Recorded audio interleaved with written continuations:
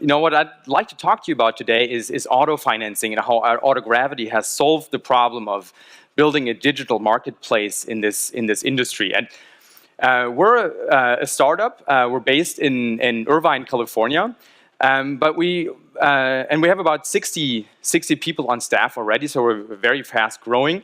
And I'd like to take you on a journey with us, towards a flexible system that's able to solve that marketplace problem, as I said. And all of you, I'm sure, know that the car industry is powered by financing.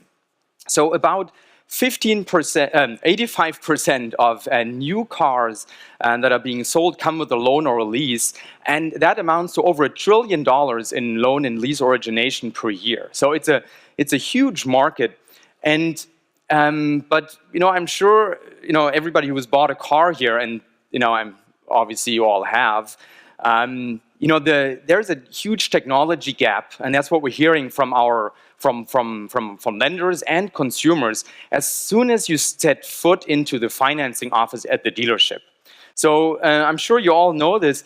You research your car. Here's a lot of engineers, right? So you probably know more about the car than the dealer when you go to the dealer, and you have your phone, you have websites, and you really know everything about it. But then you set foot into that financing office, and your cell phone goes dark. You have no idea what's going on, no transparency, and a huge information asymmetry between you and the dealer at that point. And we hear that this is the greatest source of customer dissatisfaction in the industry. And AutoGravity sets out to solve that problem. And we do that by putting you in the driver's seat. And I'm going to show you a demo in a second here of our application. That means we have mobile technology. We have a native iOS app, we have an Android app, and a website where you can apply for financing, and we help you through that process in many ways. With a couple cool gadgets, on the phones, and you can get real financing offers before you go to the dealership, and that puts you in charge, and that makes you comfortable when you engage the dealership. So. Let's switch to the phone real quick. That was the cue I was supposed. Oh, there it is. So with AutoGravity, you choose your car first, and we have a vehicle catalog that comprises all new cars or all cars by make, model, and year. And say I want a Mercedes-Benz C-Class 2016 four-door sedan here. So as you can see, we show you now your loan and lease monthly payments side by side, and you can open a calculator to see the breakdown of your costs item by item, and you can obviously adjust your preferences here, and and make this very personal. And there's an AutoGravity learning component here. So we learn with you as a consumer and individualize your experience on the app. But I'll come to that a little later as far as data analytics is concerned. So say I select that loan, and now it would take you to selecting a dealership. So we've built a proprietary dealer database that includes all new car dealerships in the US and Canada. And we show you the dealers in your vicinity that sell that specific car. And as you can see here, for each dealership, we have detailed information about where they are. Obviously, the opening hours, we can call them directly from the app. So let's not do that. And we have pictures and so on. So we've spent a lot of effort in building this database. So I select that dealer, and now we plunge into the financing part. And so with AutoGravity, we make this really simple, and it's much less stressful than the pen and paper process at the dealership. So let's go ahead. I start the credit inquiry. And so the first thing we let you do is we let you scan your license. So I brought my license here, so please close your eyes. So I'm going to scan the back of my license, and that populates a bunch of fields already on the app. Now we need to know a little bit more about your housing situation. On the next screen, we ask for your employment information. So this is a normal credit application here, and we'll integrate with LinkedIn, so you can populate, again, some of those fields, including your employment. I'm going to skip over this in this demo. I can just in a matter of time. And On the last screen, we ask for a social security number. That's something we are asked a lot. What about data security? And AutoGravity gets feedback from our lending partners, which are the biggest banks in the country, that our data security framework actually exceeds industry standards by many factors. And the reason for that is because we started with data security. And I'm going to talk about that in more detail later. It's not something we developed on the side or at the end of the process. No, we actually started with designing an absolutely secure data in transit and storage mechanism. Okay, so now we can, we review our car here, we sign some consent forms and disclosures, and now we submit that application.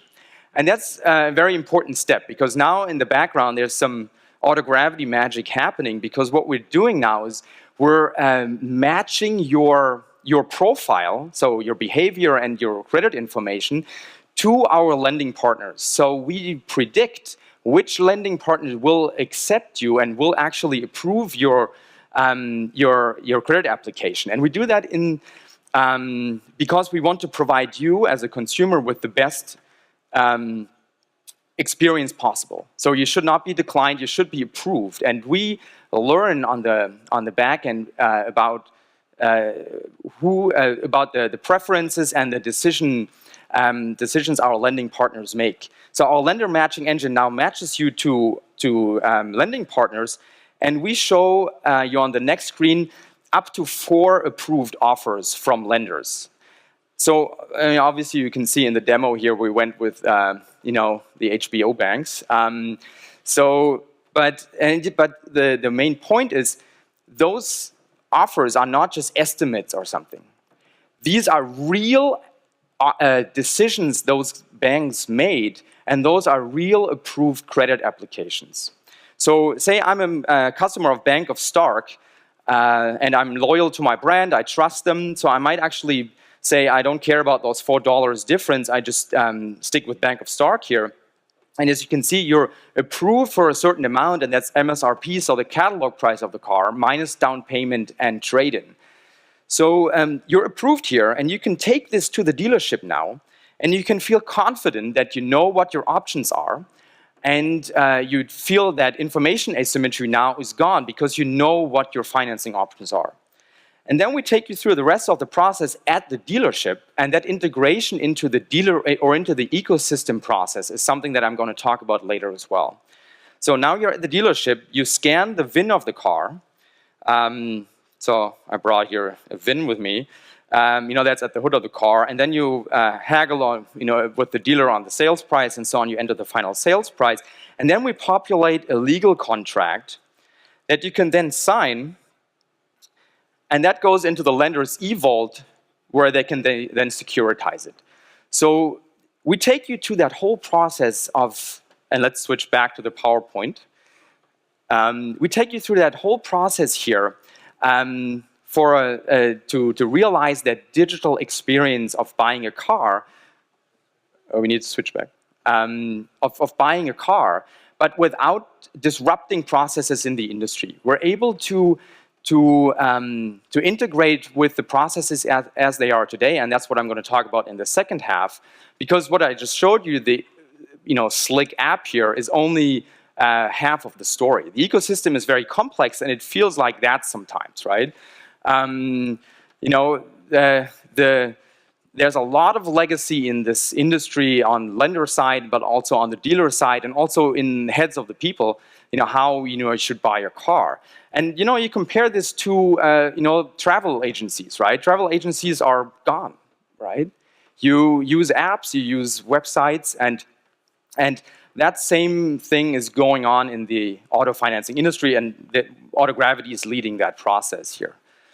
So, but I talked about the journey a little bit, how we got there, and the biggest challenge, as I'm that's why I'm harping here at the complexity of the ecosystem, is really delivering something exceptional to the consumer, but still being able to connect to the old world, so to say, and the old processes as they are.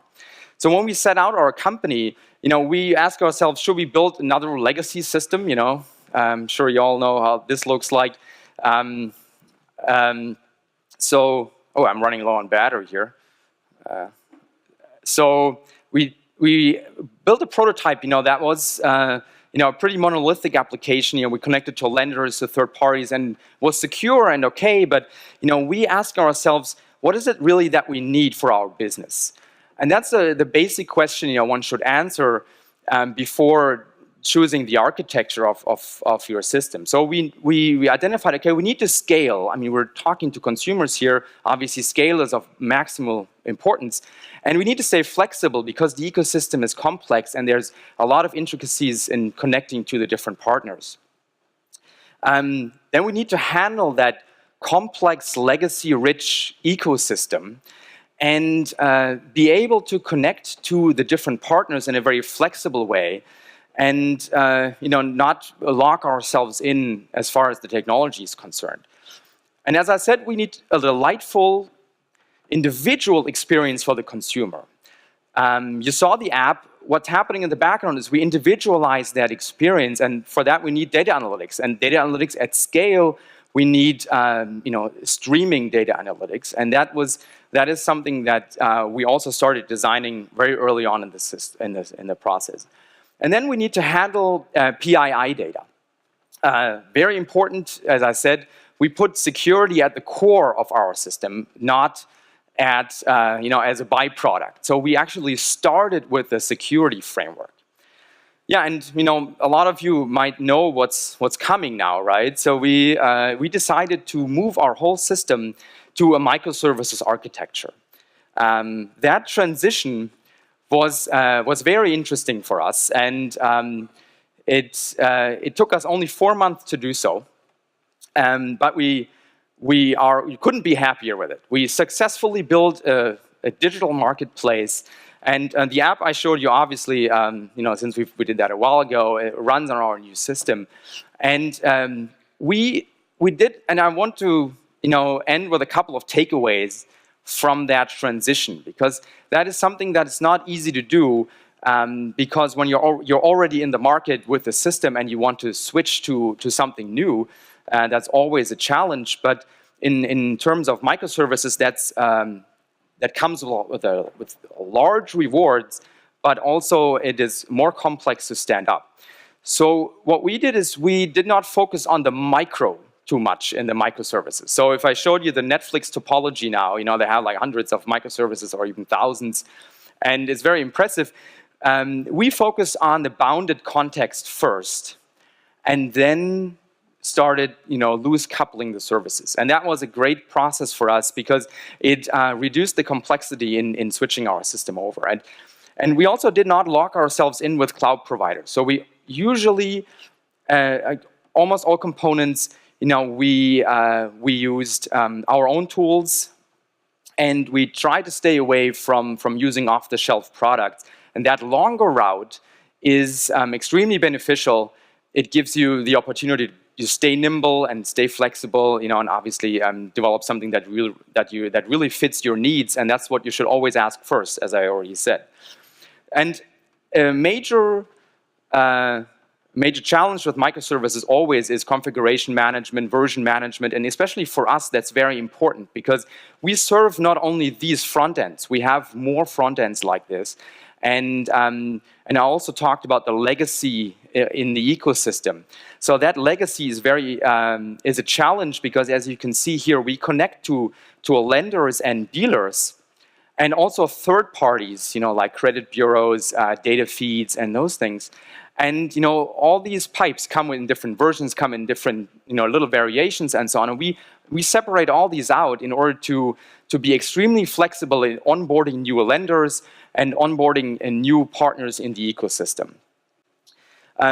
There's a lot more I could talk about here as far as technology is concerned, and we'd love to engage with you at our little booth here because there are so many intricacies about standing up a system like that and doing that while you're already live in the market. And we did that very successfully. We're very happy with what we did. And we'd like to share with you some more takeaways that I didn't have the time to present to you here. So please engage us. We're right there on the left side here. And thank you very much.